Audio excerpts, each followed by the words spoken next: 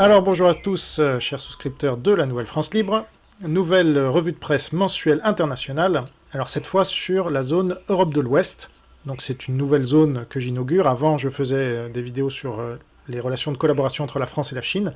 Mais comme la France, comme vous le savez si vous avez écouté ma précédente revue de presse mensuelle internationale sur la France et la Chine justement, la France bascule au niveau de son oligarchie, plutôt du côté de l'Inde. En tout cas, elle est en train de procéder à ce changement, donc ça va prendre plusieurs mois.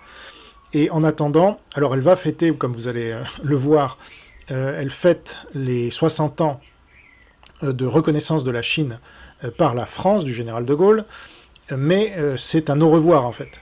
Et plus on va avancer dans la guerre mondiale, plus la France va être obligée, parce que son oligarchie est bien du côté sino-russe, mais de par l'OTAN et de par les pressions qui seront exercées, la France va être obligée de prendre ses distances de plus en plus avec la Chine.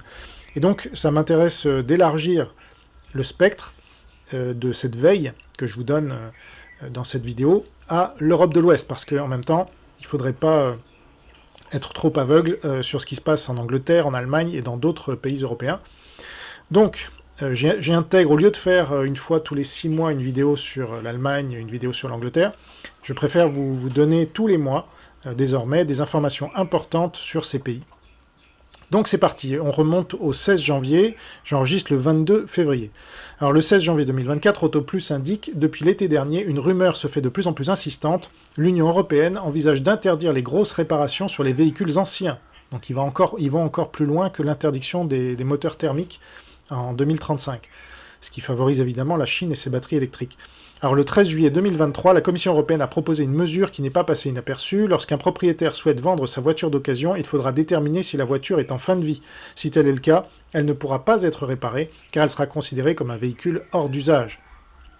Le 22 janvier 2024, la Tribune indique « L'hydravion innovant de LISA Aeronautics sera bien vendu à une entreprise chinoise ». Voilà, donc on vend les bijoux de famille. En liquidation judiciaire, la start-up haut-savoyarde LISA Aeronautics va devoir céder ses actifs à une entreprise chinoise, suite à la décision du tribunal de commerce d'Annecy, validée par la cour d'appel de Chambéry. Actifs comprenant notamment son prototype opérationnel de petit avion biplace équipé d'hydrofoils et capable de se poser sur la mer comme sur la terre. Bon, donc voilà, une fois de plus on perd cette bataille à cause de notre oligarchie qui est nulle. Ensuite, le même jour, Antoine Bondaz tweet à ce sujet.